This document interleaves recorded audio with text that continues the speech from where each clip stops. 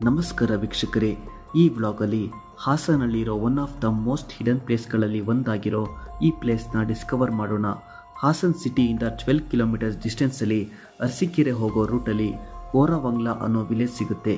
ಈ ಕೋರವಂಗ್ಲದಲ್ಲಿ 12th ಸೆಂಚುರಿಲಿ ಅಂದರೆ Hoysala dynasty ruling ಟೈಮಲ್ಲಿ ಬಿಲ್ಡ್ ಮಾಡಿರೋ ಟೆಂಪಲ್ ಇದೆ. ಈ ಟೆಂಪಲ್ನ ಟ್ವಿನ್ ಟೆಂಪಲ್ ಅಂತಲೂ ಕರೀತಾರೆ, ಯಾಕಂದರೆ ಇಲ್ಲಿ 3 ಟೆಂಪಲ್ ಒಟ್ಟಿಗೆ ಇದೆ. ಇದನ್ನ ಕಟ್ಸಿರೋದು 3 ಜನ ಬ್ರದರ್ಸ್.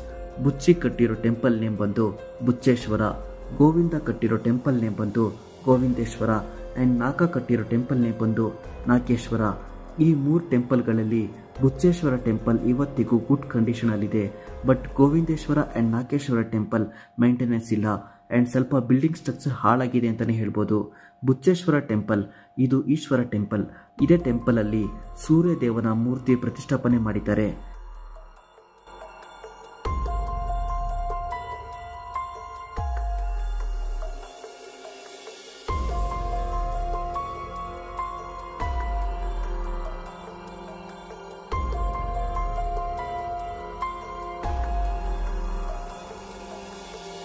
ನೀವ್ಯಾರಾದರೂ ಹಾಸನ್ಗೆ ಹೋದರೆ ಟೈಮ್ ಇದ್ದಾಗ ಕೋರವಂಗ್ಲದಲ್ಲಿರೋ ಬುಚ್ಚೇಶ್ವರ ಟೆಂಪಲ್ಗೆ ವಿಸಿಟ್ ಕೊಡೋದನ್ನ ಮರಿಬೇಡಿ. ಆ್ಯಂಡ್ ಇದೇ ಥರದ ಅಪ್ಡೇಟ್ಸ್ಗೆ ಈ ಚಾನಲ್ನ ಸಬ್ಸ್ಕ್ರೈಬ್ ಮಾಡಿ.